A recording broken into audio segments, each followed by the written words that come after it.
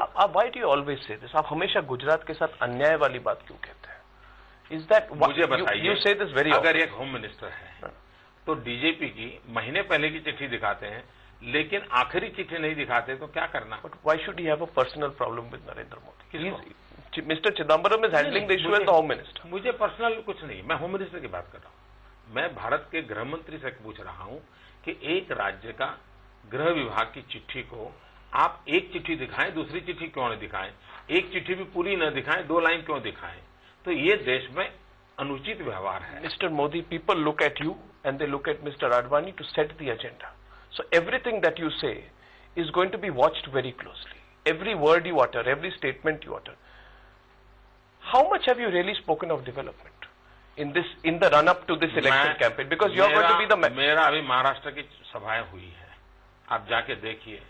मैंने ये कहा कि गुजरात में गांव में 24 घंटे बिजली मिलती है, क्यों महाराष्ट्र में नहीं मिलती है? मैंने जाकर के कहा कि एनडीए की सरकार ने रिवर ग्रिड का प्रोजेक्ट रखा था, देश में उसको बंद कर दिया गया। गुजरात अकेला राज्य है जिसने 20 नदियों को जोड़ने का काम किया और उसका नतीजा ये है कि आज मेरी साबरमती नदी जो 10 साल से सूखी पड़ी थी, वहां नर्मदा का पानी बह रहा है।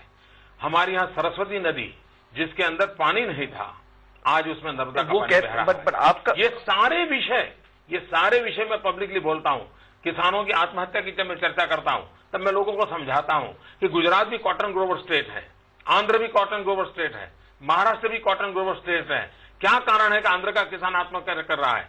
क्या कारण है महाराष्ट्र का किसान आत्महत्या कर रहा है? और क्या कारण है कि गुजरात का किसान चीन के बाजार में जाकर के कॉटन बेच रहा है? Mister Modi, you are being but you have also said, आप ये भी कहा है कि हम जंगल के फूल हैं और वो बागीचे के फूल हैं। This was a reference to Rahul Gandhi. मैंने किसी का नाम नहीं दिया, but it was a reference to Rahul Gandhi. ये आपके दिमाग की सोच सकते हैं कि मुझे इतना इंपॉर्टेंस किसी को देने की आवश्यकता नहीं है। इसके बारे में मैंने यही कहा है। I was there in Goa. Yes, Goa में हमारे कैंडिडेट थे नरेंद्र करके, he is only 30 year old. मैंने कहा ये नौजवान नहीं है क्या?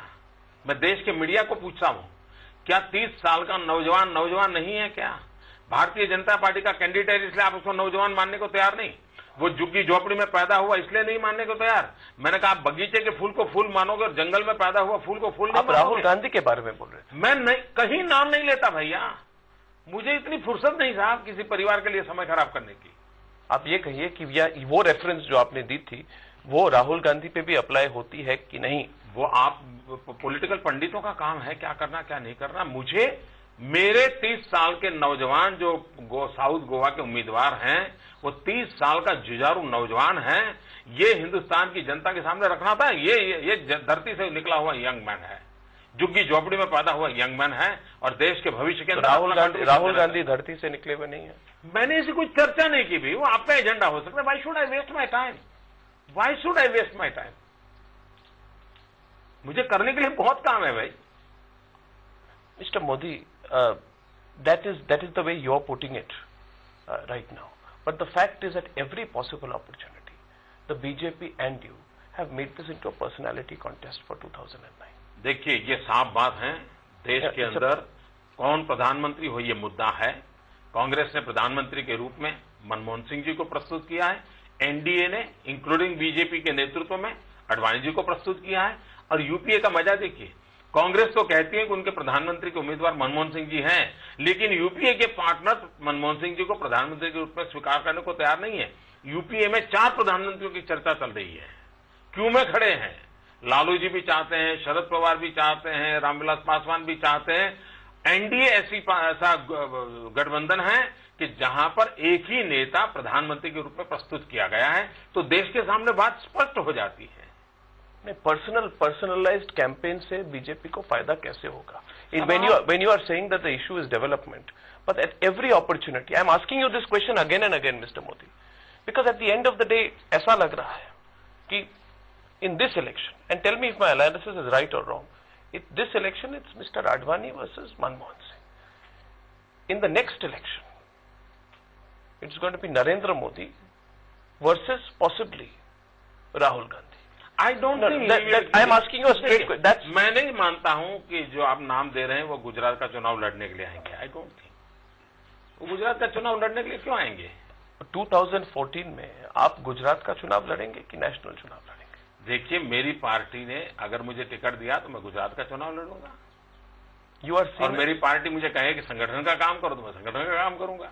मेरी पार्टी कहेगी जाओ केरल के अंदर पार्टी को बढ़ाना है तो वहां केरल चला जाऊंगा।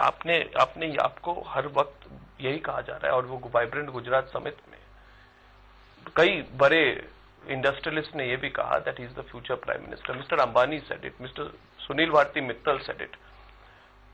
You never came out and said no, that I am not. Obviously there is a national ambition. मैंने 50 बार कहा है कि एनडीए के प्रधानमंत्री के उम्मीदवार लाल कृष्ण आडवाणी जी हैं।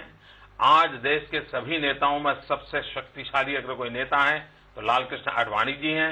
हिंदुस्तान के सभी राज्यों में जाने की फुर्सत प्रधानमंत्री मनमोहन सिंह जी को नहीं है। आडवाणी जी देश के वो नेता हैं जो 400 से ज्यादा इस देश के जिलों में रात गुजार चुके धरती के नेता, धरती को जानने वाले नेता हैं। और इसलिए ऐसा व्यक्ति देश के प्रधानमंत्री के लिए सर्वाधिक योग्य है। और आज सब संकटों से घिरा हुआ देश है, तब एक अनुभवी नेता की बहुत जरूरत है। ये मैं हजारों बार बोल चुका हूं। 17th May के बाद, that is up to the 16th of May when the election results come in. I'm asking you this because Mr. Modi, within the BJP, you are aware that there have been all these internal fights, there is bickering. There is a feeling that you are the first among equals after Mr. L.K. Advani to be positioned by the BJP as a strong leader at the national level. You are aware of this. You are avoiding the question. मुझे इस बात का गर्व है, मुझे इस बात का गर्व है, मुझे संतोष है कि मैं टीम अडवाणी का सदस्य हूं। और मुझे इस बात का भी आनंद है कि मेरे अनेक साथियों के साथ कंधे से कंधा मिला करके आडवाणी जी के नेतृत्व में कार्य करने का मुझे सौभाग्य मिला है। मेरी ट्रेनिंग हुई है, मुझे नए नए दायित्व मिले हैं और उसको सफलतापूर्वक आगे बढ़ाने का मुझे अवसर मिला है। और जनता जनार्दन ने मुझे आशीर्वाद दिए हैं। ये मेरे लिए गौरव की बात है। Softened also your attack on Sonia Gandhi. और पहले, आज से 4 या 5 साल पहले, पिछले जनरल इलेक्शन के पहले, आप और जो बड़े दिग्गज बीजेपी के नेता थे और दूसरे नेता थे नॉन कांग्रेसी, you used to target Sonia Gandhi very much, and the whole issue of her leadership. Can this country not produce a person born in India to be a leader of India?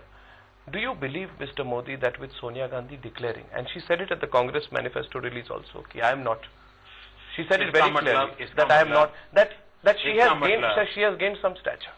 इसका मतलब ये हुआ कि Bharatiya Janata party ने या राष्ट्रवादी शक्तियों ने जो एजेंडा उठाया था वो सही था, जो बाद में कांग्रेस को स्वीकार करना पड़ा। ये तो सफलता की निशानी है। No, but that she has gained in stature. ये सफलता की निशानी है। सफलता फॉर व्हाट?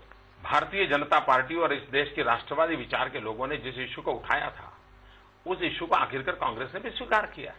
कांग्रेस ने माना हाँ यार ये नहीं चलेगा, इसलिए उन्होंने चेंज किया। तो ये तो सफलता की बात है।